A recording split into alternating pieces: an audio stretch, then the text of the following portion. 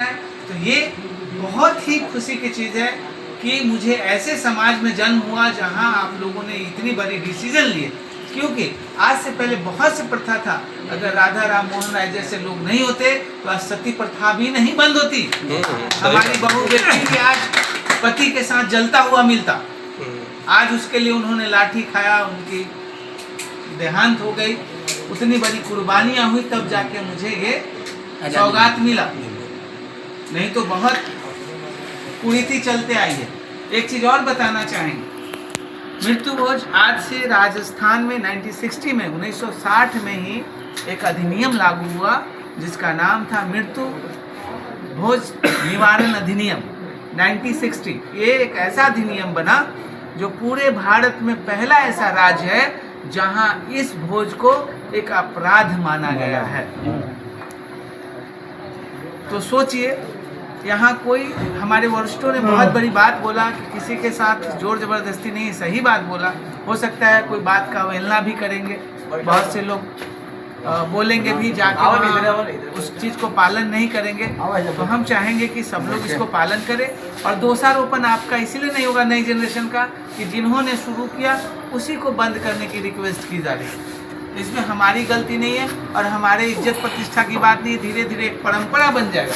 आज भी बहुत से घरों में ऐसी परंपरा है कि लोग कहते हैं कि फलना दिन घर से नहीं निकलना है, आज हमर मान बांटे। ये गवैया भाषा है कि मान बांटे, लेकिन उनसे उस मान के बारे में पूछिए, अगर उनके घर में कोई इमरजेंसी आता है जाएंगे कि नहीं जाएंगे। मान खत्म। तो परंपरा कभी भी बना है तो समय के दृष्टिकोण के हिसाब से बना है। तो इस समय का दृष्टिकोण आज के डेट में ही कहता है कि नई जनरेशन को ये मृत्यु भोज बंद करनी चाहिए। ये एक बहुत ही अच्छा डिसीजन है।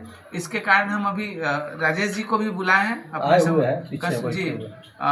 मैंने उनको 2-3 घंटा पहले आपके बारे में बताया था कि आप पालन कर रहे हैं या नहीं। तो उनके बातों से लगा कि पालन नहीं कर रहे थे। हम इनको समझाएं कि आपकी इसमें प्रतिष्ठा की हनन कैसे, जब वरिष्ठ चाह रहे हैं तो आप नहीं तोड़ेंगे तो कैसे शुरुआत होगी। तो बहुत से लोग अचानक शुरू नहीं करेंगे, लेकिन जब हम जैसे लोग जाएंगे उनके यहाँ प्रसाद के रूप में ग्रहण करेंगे, भोजन के रूप में ग्रहण नहीं करेंगे, तो परंपरा तब धीरे धीरे कम होगा। अचानक प्रेशराइज कोई भी प्रथा कम नहीं हो। कहना प्रथा खत्म करने के लिए बहुत लोगों ने जान और कुर्बानी दी, बहुत से लोगों ने कुर्बानियाँ दी। तो अब हम जो है आप लोगों के गाइडलाइन पे हम चलेंगे, और जब आपका गाइडलाइन है कि मृत्यु भोज को बंद करना है तो आई प्रॉमिस, आज से ही हम शपथ करते हैं कि हम मृत्यु भोज कहीं भी नहीं खाएंगे। अगर खाना भी होगा तो प्रसाद के रूप में अपने हाथों पे मांगेंगे, बिना शर्म बिना झिझक, उन हजारों लोगों के बीच अपने हथेली पे प्रसाद के रूप में ग्रहण करके हाथ धोएंगे और माफ़ी मांगेंगे और चले। रही बात कि कुछ लोग हो सकता है कुछ लोग अभी अचानक नहीं बंद करें, तो धीरे धीरे, लेकिन आप 2 मीटिंग किए, 4 मीटिंग किए, हर वार्ड में अगर हर संडे को अगर ज़्यादा नहीं 2-2 मिनट ही समय लिया जाए, बहुत समय तो लोगों के पास नहीं होता है, 2-2 मिनट कहीं वक्तव्य की जाए तो बहुत से सॉल्यूशन निकल जाएंगे।